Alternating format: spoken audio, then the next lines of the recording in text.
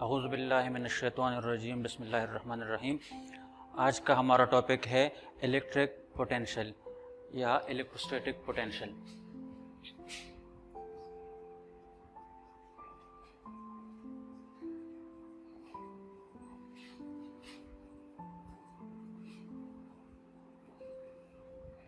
Electric potential, इसके लिए हमें कुछ कॉन्सेप्ट्स की ज़रूरत होगी जो कि हम ऑलरेडी पढ़ चुके हैं।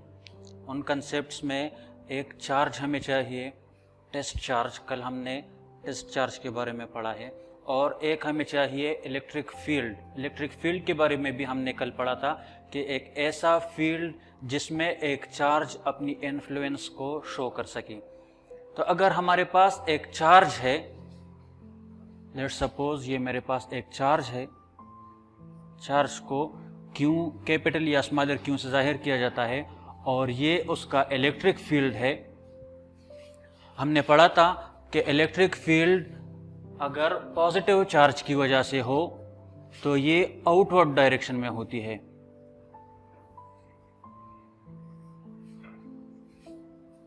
और अगर ये नेगेटिव चार्ज की वजह से हो तो ये इनवर्ड डायरेक्शन में होती है।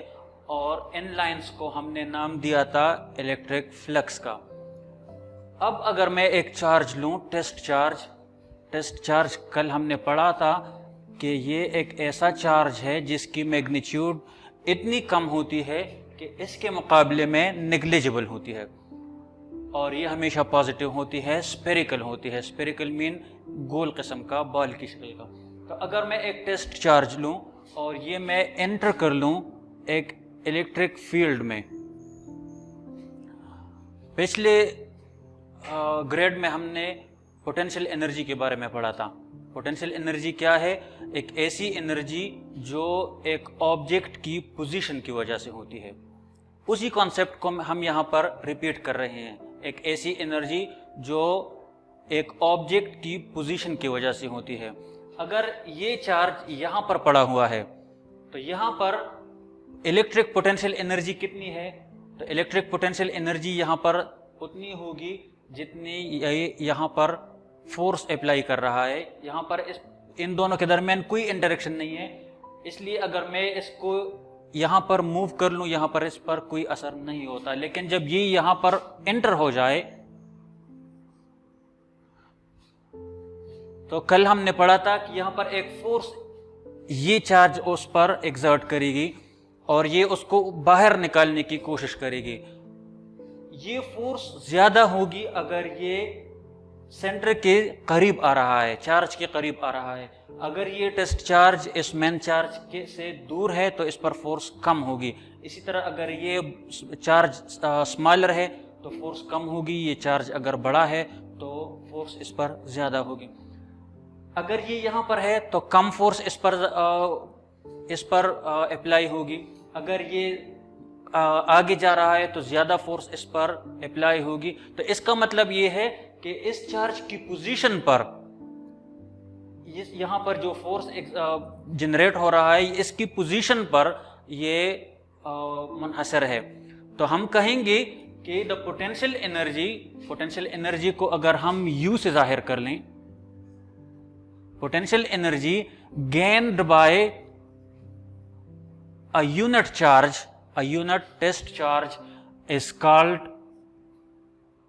electric potential. इलेक्ट्रिक पोटेंशियल को मैं पूरा लिख लेता हूं।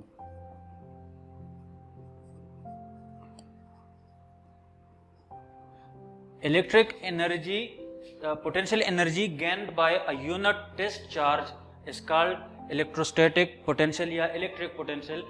अब अगर मैं इलेक्ट्रिक पोटेंशियल को V से जाहिर कर लूं, V, तो इसके लिए हमारे पास फॉर्मूला हो जाएगा potential energy gained by a unit charge. ये हमारे पास फॉर्मूला है इलेक्ट्रोस्टैटिक पोटेंशियल के लिए। इसको हमने V से जाहिर किया है क्योंकि इसको हम वोल्टेज भी कहते हैं।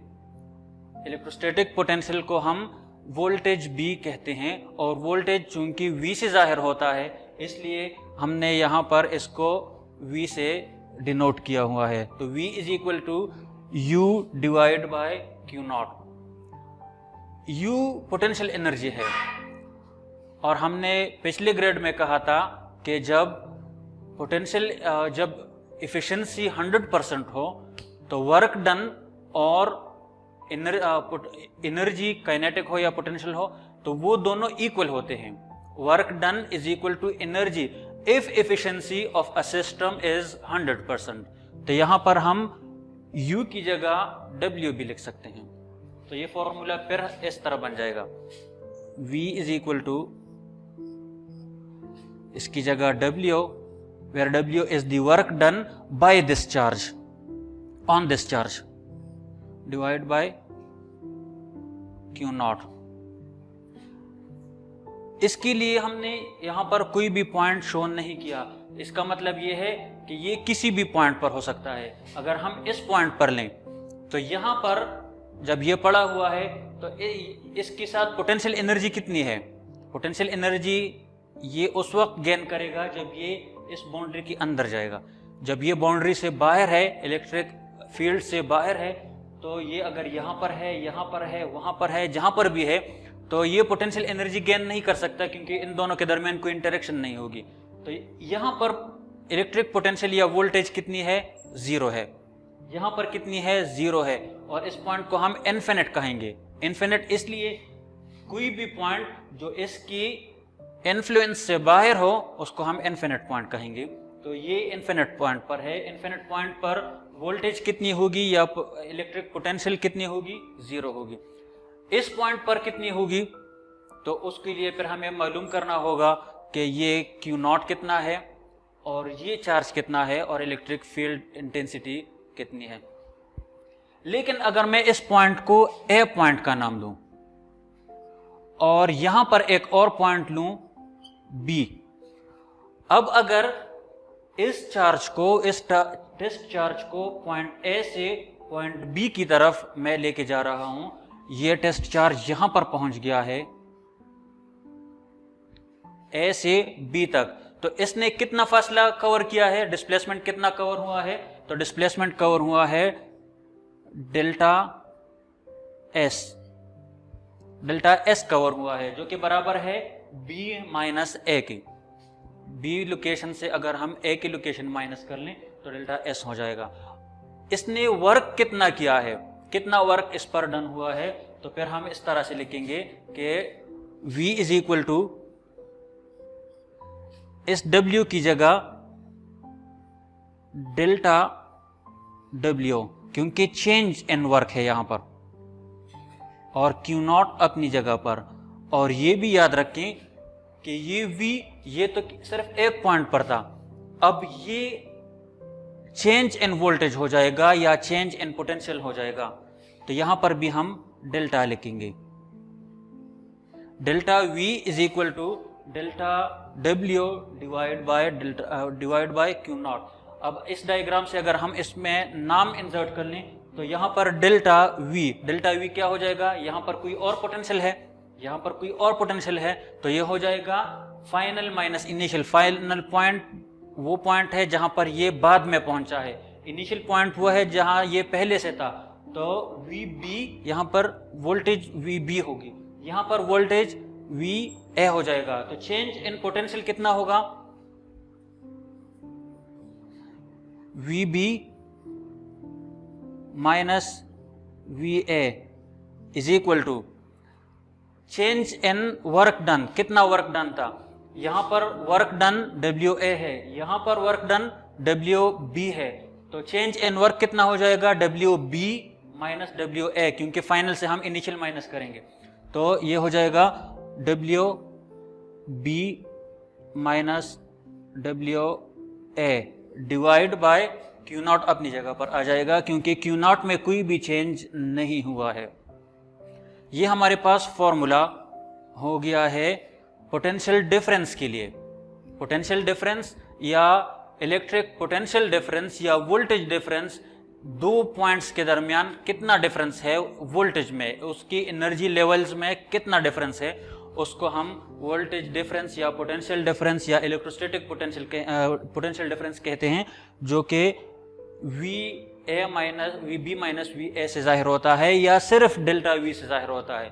आमतौर पर इनिशियल पॉइंट हमारे पास 0 होती है और फाइनल पॉइंट हमारे पास कोई भी होती है। तो अगर एक के साथ नाम नहीं है और जो क्योंकि 0 है तो दूसरों को हम फिर नाम नहीं देते, सिर्फ v से हम जाहिर करते हैं। तो यहाँ बस फिर हमारे पास यही फॉर्मूला होता है कि v is equal to W divide by Q nought. इसके लिए हमारे पास अब यूनिट की ज़रूरत है। तो इलेक्ट्रिसिटी में हम वोल्टेज या इलेक्ट्रिक पोटेंशियल को जो यूनिट देते हैं वो होती है वोल्ट। और वोल्ट किस चीज के बराबर है? वोल्ट बराबर है, यहां से हम लेंगे U या W। U और W दोनों का यूनिट हमारे पास जूल है। एनर्जी का यूनिट भी हमारे पास जूल है, वर्क डन का यूनिट भी जूल है। तो जूल पर coulomb, volt is equal two joule पर कूलम। कूलम स्पेलिंग किस तरह है, जैसा भी है। Volt is equal two joule पर कूलम। और अगर हम इसको सिंबल्स में लिखें तो ये हो जाएगा जूल पर कूलम। तो इस तरह भी लिख सकते हैं या सिर्फ वोल्ट स्मॉलर v से हम जाहिर करते हैं, वो भी हो सकता है। मैं फिर से रिपीट कर रहा हूं, पोटेंशियल एनर्जी या इलेक्ट्रोस्टैटिक पोटेंशियल वो एनर्जी है जो एक चार्ज गेन करती है जब ये मूव करती है किसी भी इलेक्ट्रिक फील्ड में। अगर हम किसी भी पॉइंट से इसको इस फील्ड में एंटर कर लें तो जितना इसने इलेक्ट्रिक पोटेंशियल एनर्जी गेन किया है या जितना इस पर वर्क डन हुआ है उसको हम कहते हैं कि ये इलेक्ट्रिक पोटेंशियल इसने गेन किया है। इलेक्ट्रिक पोटेंशियल के लिए हमारे पास फॉर्मूला है V is equal to U divide by Q। और हमने कहा था कि U से हम पोटेंशियल एनर्जी को जाहिर करते हैं। पोटेंशियल एनर्जी वर्क डन के बराबर होगी अगर ये सिस्टम हमारे पास आइडियल है या इफिशिएंसी 100% है।